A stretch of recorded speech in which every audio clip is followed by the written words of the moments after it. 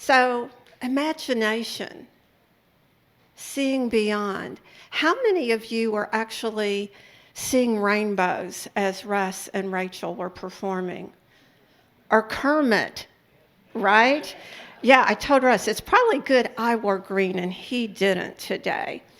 But we have such a power that we can use in our lives. Albert Einstein said, logic will get you from point A to point B, but imagination will take you everywhere. We know that imagination can be so powerful of a tool in our lives.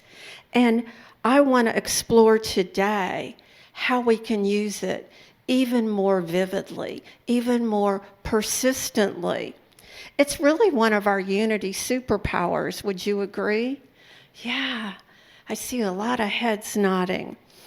We continue to affirm that we are co-creators with the divine. That's part of what we do in Unity. And imagination, that's where that creation starts. That's like the first move that we get to make. It's not fantasy. It's not wishful thinking. I know sometimes people got discouraged in their childhood from dreaming and fantasizing, from laying on a blanket in the outdoors and looking up at the stars and dreaming of what's possible. But that's really a spiritual vision. That's a gift that we've been given. And our ability to go there and to let our imaginations run wild is that kind of freedom that sets things in motion for us to really be a divine presence in the world. So let's begin by looking at imagination and understanding how it functions as a spiritual faculty in our lives, right? It's a power. It's a spiritual power. Charles Fillmore, our Unity co-founder, defined imagination as the faculty of mind that images and forms. It's the power to shape and form our thoughts. Well, that lets my imagination run wild, just hearing that description, because I can see me with a ball of Play-Doh and taking the different colors and the different variations and molding it into different shapes and creating something so magical and so powerful. And we can do that with our own thoughts. We're not a victim to the thoughts that flow. We can allow those to be transformed. We can reshape our thoughts and get a new vision. That's where vision can be born. So Einstein, I was really drawn to Einstein quotes today. A person that many would say was the most brilliant man that ever lived, and yet he had so much to say about imagination. He went on to say, imagination is everything. It's the preview of life's coming attractions. Do you like those previews you're seeing? If you're at the movie theater, you make some pretty clear decisions about what draws you in and what you put up a barrier to resist. Like, no way am I going to go see that and put that in my consciousness. Are we that discerning with our own previews that we're creating? Do you like what you see when you have previews running through your head? Are you moving towards it or away from it? I don't like to scare myself. I don't like scary movies. So that is something to notice. So let's just pause for a moment and ask, what do I dare to imagine for my life? For my relationships? For this spiritual community, for our country, for the world. Whatever that we are consistently imagining has an impact, which puts our vibrations out there. And we need all the positively powerful vibrations that are filled with faith that we can put into action now. It either raises or lowers the consciousness of the people, not only with whom we're connected, but beyond.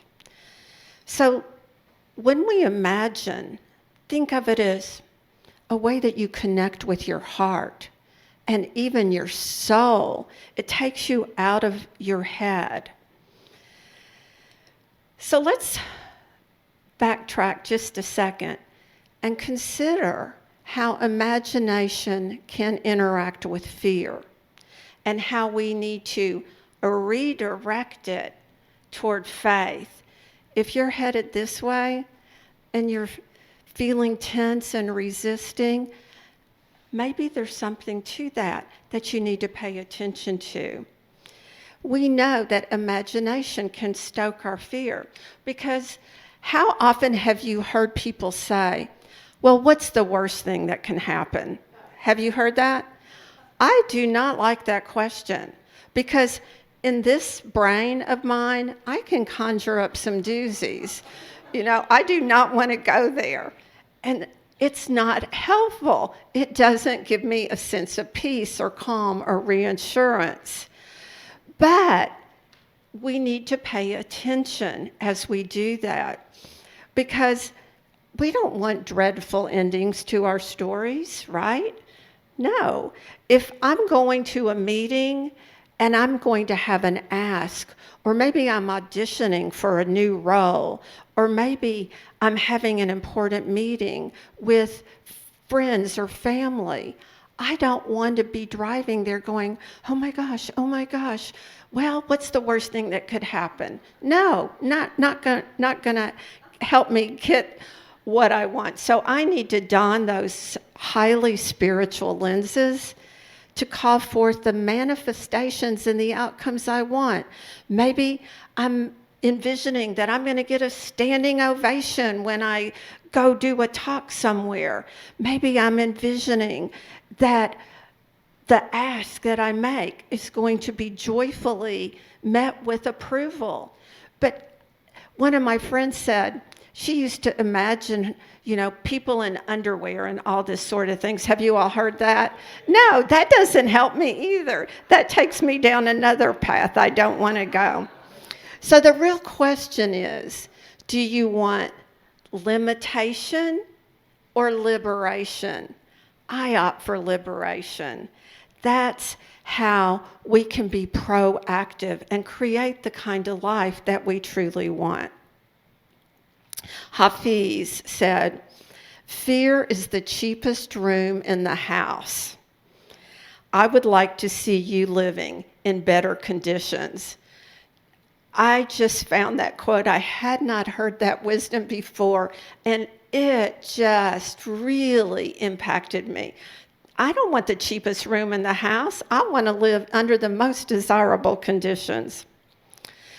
So when you talk about imagination, maybe one of the songs that plays in your head is Imaginin' by John Lennon. He talked about living life in peace. But he also said, you may say I'm a dreamer, but I'm not the only one. And I know from knowing you all that there are some pretty big dreamers in this room. And we have many more outside our doors that are just waiting to find their way to Unity on Greenville and join with us. There are dreamers spread out across the state of Texas and our nation and, of course, the world. Sometimes we start thinking, where are all the people that have a vision like I do? They are there. And I want to share just a snippet of a story from my flight back on Friday night from Lexington. I was going up the escalator to the departure gates, and out of the corner of my eye, I saw a gentleman, and he had on a T-shirt. And I thought, did that say the word racist on there? And I glanced back around to get a better view, and it said this: I'll trade racist for refugees.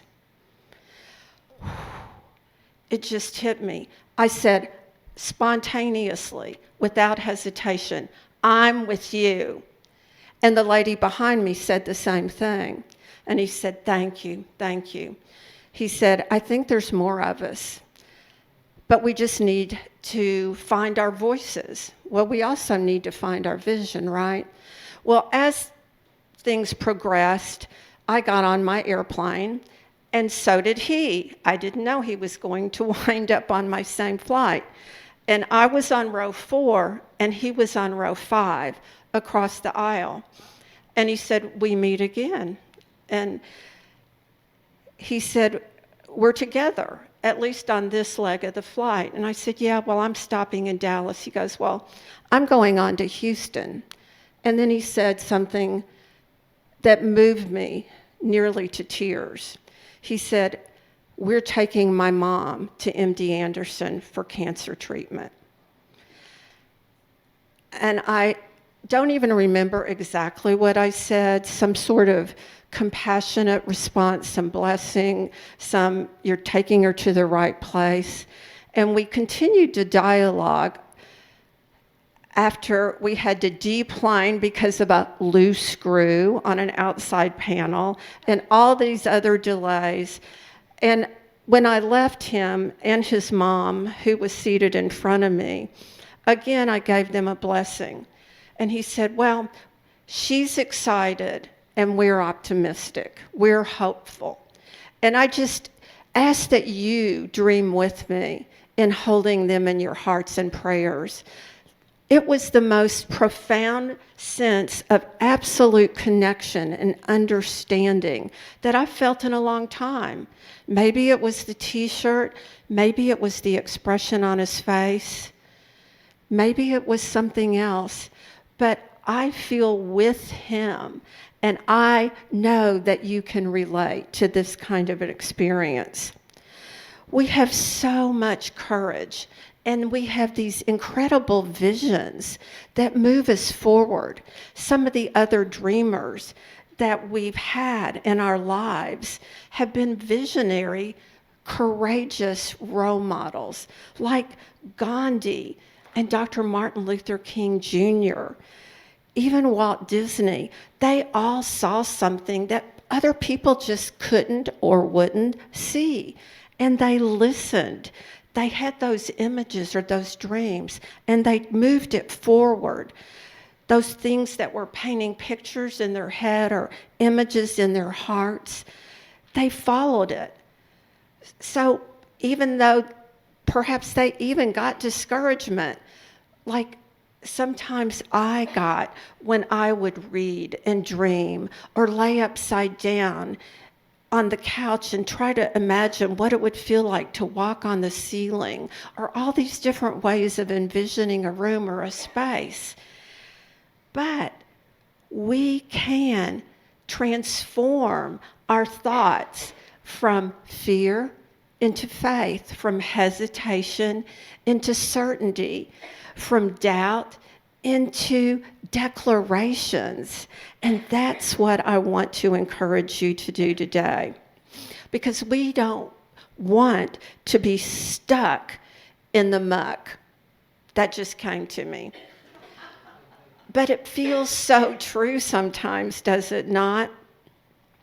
So when we have imagination that's been nurtured and fueled and cultivated, it gives birth to bold vision. Waldo Emerson said this, "Do not go where the path may lead. Go instead where there is no path and leave your own trail." And I know some of you have done that. Some of you are boldly courageous. And we have those from every era. It's not something new. I love to read their biographies. I love to read their stories because they were able to imagine what was not yet real. Sometimes they were adventurers. Sometimes they were musicians. Sometimes philosophers or poets or inventors or leaders like us who imagine what could be. So just take a moment to use your imagination, to imagine your family in harmony, our planet in balance, our communities vibrant and whole. Just one single spark of imagination can ignite a revolution of the heart.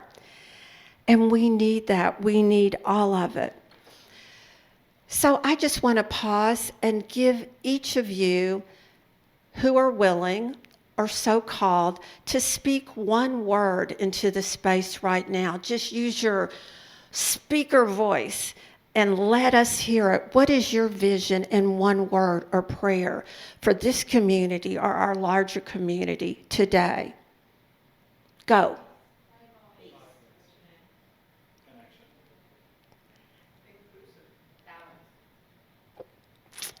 I'm hearing a lot of beautiful words.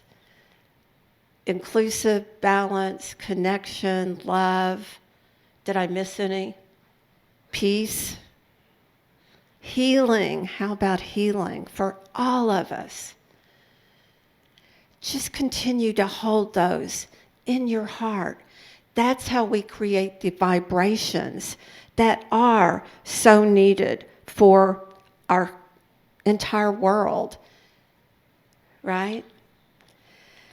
So I'm going to leave you with some ways to practice, and you have your own ways, and join me in the community room after the service, and we'll have some lemonade or some coffee, and we'll continue to chat about what are the best ways that you activate your spiritual imagination. That's the one we want to develop. Maybe you just close your eyes and picture yourself now as whole, radiant, and joy-filled. Maybe you have a watch alarm like I do that gives you a moment to pause, and you allow that vision to just lift you from whatever space you're in. Maybe you have your own morning visualization ritual.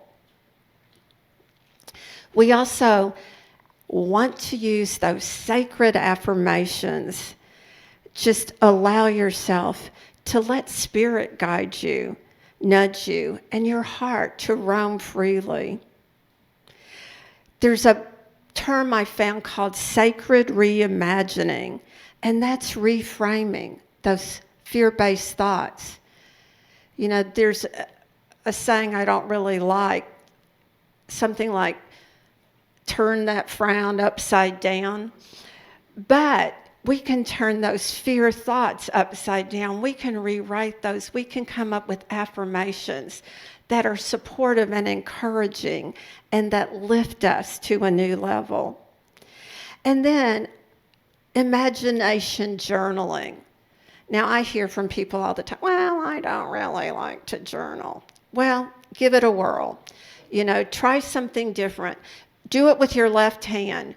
Do it on your computer if that's the only way you can motivate yourself to do it. But ask yourself this question: if I truly trusted spirit, what might I dare to imagine today? And just let it flow, let it flow, let it flow. And let go of those censoring thoughts or those limitations. Walt Disney, who inspired me from the first time I read his biography as a senior in high school and really learned his entire story. He said, first, think. Second, believe. Third, dream. And fourth, and finally, dare. Dare to move. You don't have to settle. You are here to be a creative force. The universe will support you in those endeavors. Your imagination and those nudges, those will culminate in something incredible as we are creating here, as we imagine and dream for what's happening in this community as we move forward with boldness. So Let your sacred yeses and your wildest dreams flourish. We are winding up June. It has been a doozy of a June, and we are opening to July, where we celebrate our freedom and, most importantly, our spiritual freedom. So blessings, blessings, blessings, and love to each and every one of you. And so it is.